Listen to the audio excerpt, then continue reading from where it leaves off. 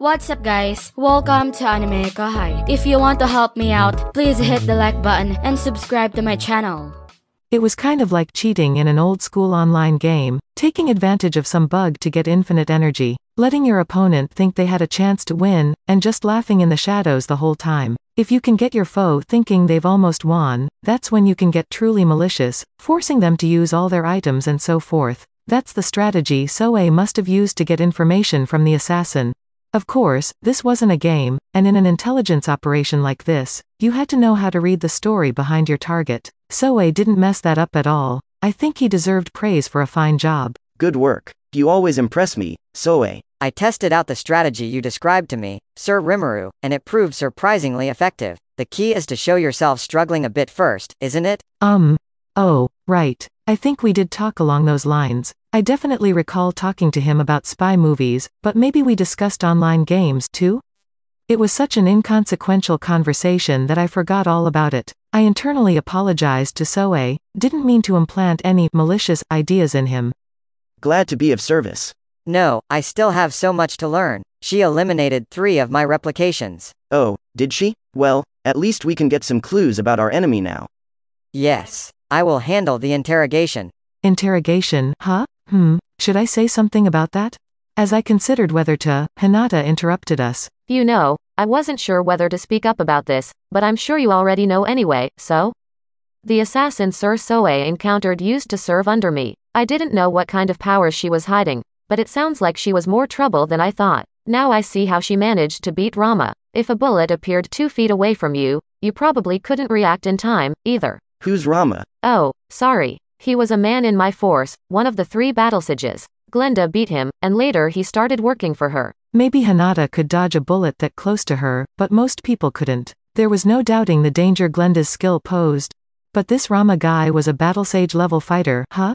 That made him potential demon lord material. Serious strength. And Soe talked about one of his replications getting blown off its feet. That was probably a hand grenade, wasn't it? Oh, you mean that exploding ball of hers? Yeah, that. It doesn't sound like magic, and I think it's a weapon from my old world. Understood. It is believed to be magically generated by the subject GLENDA. It is a force somewhat similar to materialize weapon, allowing her to bring things in her memory into reality. Materialize weapon? So she's not only a born sniper, but she's got that, too?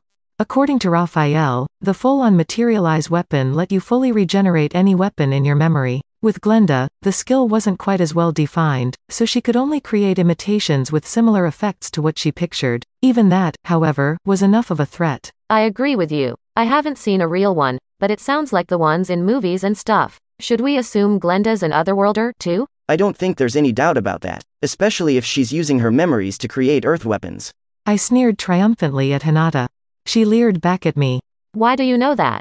Oops, she's sharp. I was still keeping Raphael a secret. Better talk my way out of this. That's what I get for being a know-it-all, I thought. Oh, just a hunch. When you get to my level, you start to get hunches like that. Benimaru looked over to me, wonder in his eyes. It comforted me a bit as I gauged Hinata's reply. Alright, but do you think I could help interrogate her?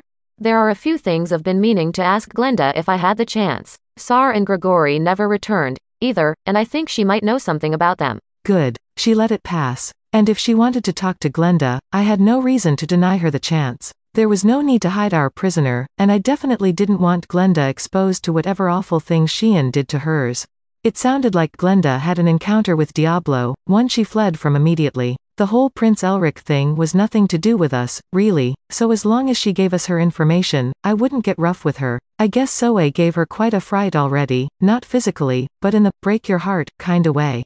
Whether we'd let her go, on the other hand, was a tough question. She was a tougher foe than we thought. She might be dangerous if set free, but I wasn't sure handing her over to Anglacia was such a great idea, either. Let's save that question for later. Okay, wanna join me? Please. Hinata said, nodding.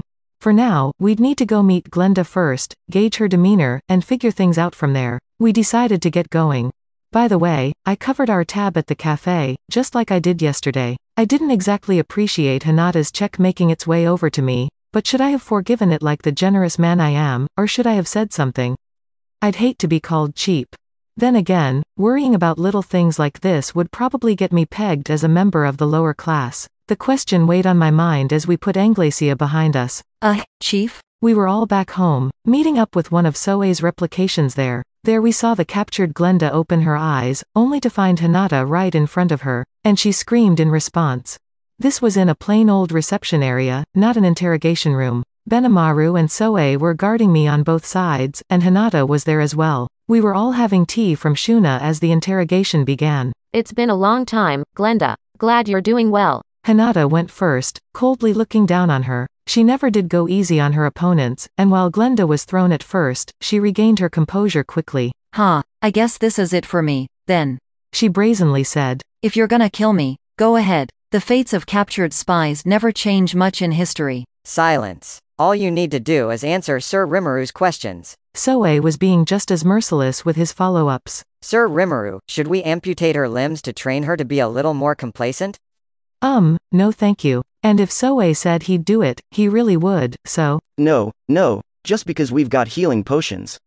Meaning we can give her that painful experience time and time again? Shuna interjected. That does make sense. No, I mean, just because we have healing potions, it's not nice to go so far with this. Seriously, stop. Shuna was smiling and nodding her agreement, but Hinata's eyes were killing me. Not even I would go that far against a woman. And Glenda didn't seem completely disinterested in talking. I felt like we could negotiate something. Alright, Glenda. We haven't met before, have we?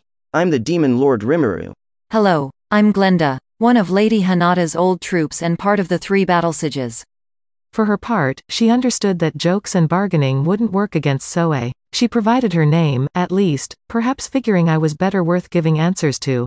She certainly knew Diablo, and I could see it if she ran after realizing she couldn't win. Very few people who shout out, "Kill me," actually want to die. I felt safe assuming she was attached to her life. But I was also interested in why she betrayed Hinata. Even if she didn't reveal her client for this murder attempt, maybe she'd be more willing to discuss other matters. Well, regardless of how open she is, I'll just have to ask whatever I can.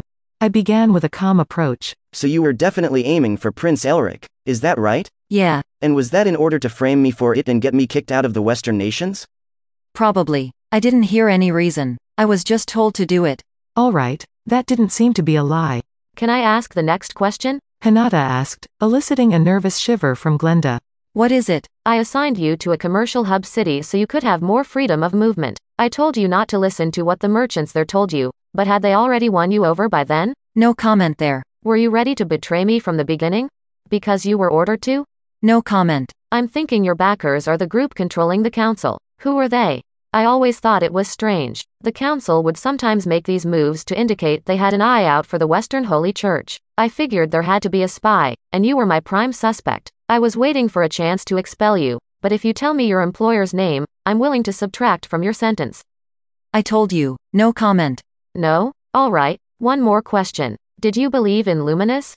There's no god out there. If you want me to believe in that, pay me. The next instant, Hinata had her rapier out. With a pure, melodious clang, I stopped it with my own sword. Whoa, Hinata, not the head. You interrogating her or killing her? I didn't intend to. You liar. You had every intention of it just now. Eesh. Gonna have to keep a constant vigil, I see. Hinata absolutely would have decapitated her. I managed to react because I had an eye out, but we came this close to losing a valuable information source. It's all right, Sir Rimuru. I can use her as a test subject for my resurrection magic. Shuna was there smiling, like always. That's true. And I can use Divine Miracle Resurrection as well. There was hardly any problem with it. I wasn't sure how much of this was an act. Both Hinata and Shuna were griping at me now, but I didn't really think it was okay to kill someone just because you could resurrect them later. I didn't think so, but there was a certain type of persuasive logic to it. It's strange. Look, can you just shut up for a second, Hinata? Time to tag back in. This was going downhill really fast, so I'd better have Hinata cool off for a bit. So, my turn again. Raphael, do your stuff. Understood. Raphael eagerly accepted the challenge. I simply voiced what it told me. I'm assuming a professional like you isn't gonna just tell me everything because I asked nicely, so you can just listen to me instead, okay? Interesting. Prod her and gauge what she knows from her reactions, then? Try not to lose your poker face, then. You better not look down on me. I don't need you to remind me. Glenda's up to the challenge, huh? So who's gonna win this?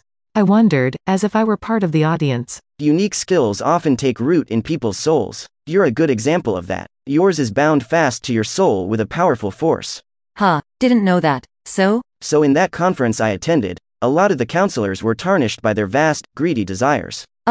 These desires were forcibly planted into them. There's a force involved that can directly impact people's souls, and I think that's what guided their moves. And you're under that same influence, Glenda. What? In your case, though, your unique skill is providing protection to your soul, so this influence hasn't fully clouded you yet. Glenda wordlessly scowled. Maybe she couldn't find a way to deny it. It was kinda news to me as well, but still. But as amazing as your unique skill is, there are people out there who can see it for what it is. You mean with appraiser's eye? Certainly. Dragon's Eye, from the demon lord Milam, is more famous. Not that I'm up on this stuff, but there's an old story about how Milam can see everything, right? Apparently, that's really true. One glance at someone, and Milam has a general idea of what kinds of skills they have. That was true, although she couldn't guess someone's internally manifested skills and couldn't give you details unless the subject invoked them. She could gauge their strengths, as well as whether a given skill was extra or unique in nature. It was just harder to give you finer details. For example, if someone had 2 or more unique skills, she'd have trouble telling whether it was 2 skills or one really powerful skill. I was actually the same way, too. My analyze and assess was now accurate enough that I got a hazy insight into the skills of other people, and I also learned how I could conceal mine from others, the way Guy Crimson had hidden his own magicule count. When I first met Guy, I assumed your skills stayed hidden unless you showed them off to people. I was wrong. Like I said, an analyze and assess skill forged well enough can detect them, with the one being assessed none the wiser. Looking back, I was pretty lucky, actually. Thanks to having 4 different ultimate skills, Guy must have taken one look at me and assumed I couldn't be toyed with. Raphael was the one skill I absolutely had to keep under my hat, so that was the watchword for my future moves from that point forward. That's it for this video, guys. Thank you for always watching my videos and supporting my channel. Shoutout to Luminous Eka, Ice B, Lunarin, Hiran Bojwani, Pickle Rick, The Korean Rahul Subramanian, Mr. Zero, Jithin George, and last but not least, shoutout to Taifor Rahaman. I'll see you guys in the next video.